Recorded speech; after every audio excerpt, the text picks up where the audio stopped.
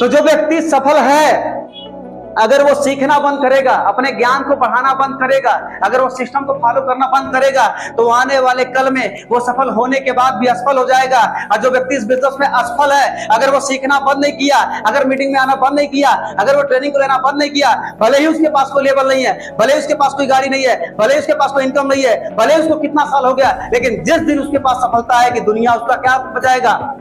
दुनिया अपने हाथों से ताली मारेगा उसके सम्मान को देख करके, दुनिया उसका सम्मान करेगा। और वही व्यक्ति इस बिजनेस के पता है सफल लीडर होते हैं, वही व्यक्ति ऐसे लोग होते हैं जो इस इंडस्ट्री को चलाने वाले होते हैं, वही व्यक्ति ऐसे लोग होते हैं कि ऐसे लोगों के ऊपर उसकी टीम जो है गर्व करती है। तो आप सबको भी कैसा बनना है? आपको सफल तो बनना है, लेकिन आपको ऐसे अपने सोच को नहीं बनाना है कि अब हमको सीखने की जरूरत, आपको ऐसा नहीं बनना है। आप जहां पर भी रहेंगे आपको हर समय आपको सीखने की जरूरत पड़ेगी।